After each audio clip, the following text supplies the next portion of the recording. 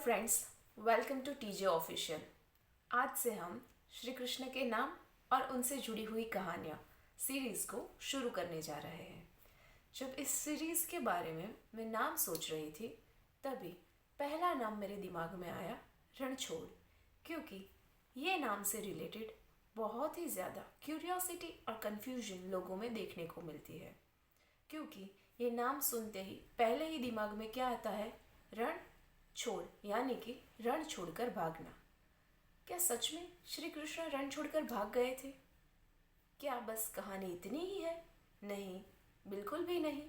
तो चलिए आज इसके पीछे छिपी हुई पूरी कहानी जानते हैं। कहानी शुरू होती है मथुरा से, जब श्री कृष्ण ने कंस का अंत कर दिया। तब मथुरा वासियों को लगा कि अब वे सुख चैन से अपना जीवन व्यतीत कर पाएंगे। लेकिन वास्तविक समस्या तो अब शुरू हुई, जब जरासंध, जो कंस का ससुर था और गुस्से से भरा हुआ था, उसने मथुरा पे आक्रमण कर दिया। एक बार नहीं, दो बार नहीं, तीन बार नहीं, 17 बार। और हर बार श्री कृष्ण और बलराम ने उसे हरा दिया। अब एक और प्रश्न होता है कि 17 बार हराने से अच्छा था एक ही बार में मार देते।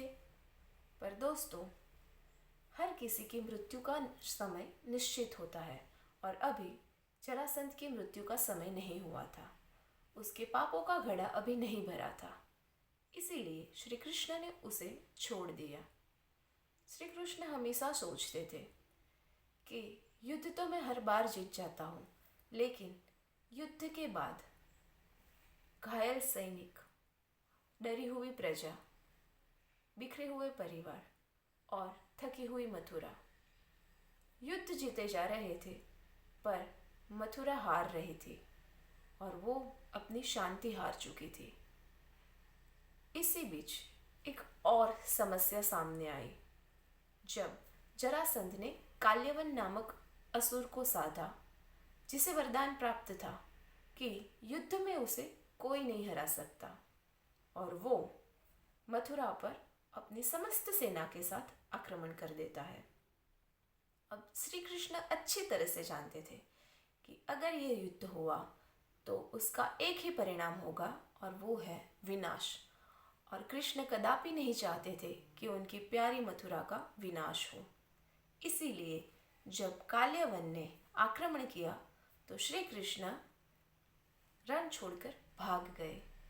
और ये भागना डर की वजह से नहीं था, ये रणनीति के बदलाव की वजह से था। जब श्री कृष्ण रण छोड़ के भागे तब काल्यवन भी उनके पीछे पीछे गया। श्री कृष्ण एक गुफा में छुप गए।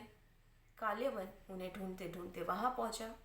उसने देखा कि वहां एक इंसान सो रहा था। उसे लगा वही श्री कृष्ण है। उसने जाके उस इंसान को जगाया, पर वो श्री कृष्ण नहीं थे, वो थे राजा मुचकुंद, जिन्हें वरदान प्राप्त था कि जो भी व्यक्ति उन्हें योग निद्रा से जगाएगा वो वही भस्म हो जाएगा। और वैसा ही हुआ।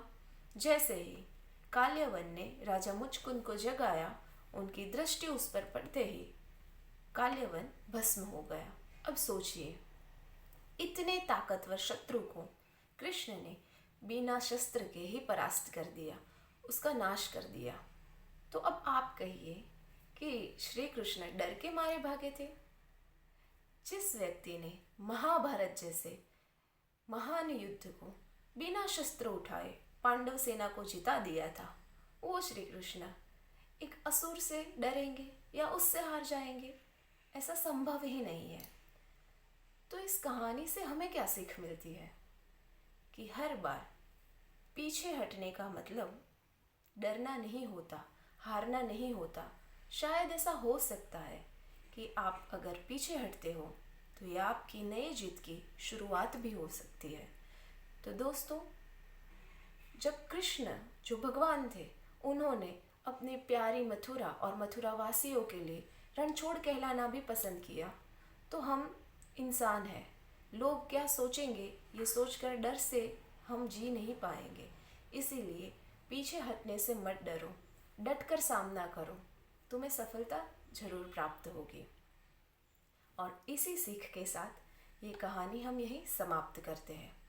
अगर ये कहानी आपको अच्छी लगी हो तो कमेंट में जय श्री कृष्ण जरूर लिखना, और हाँ, ये भी बताना कि नेक्स्ट एपिसोड में आप किस नाम के पीछे छिपी हुई कहानी सुनना चाहते हैं। और वीडियो को लाइक करना, शेयर करना और चैनल को सब्सक्राइब करना। Thank you.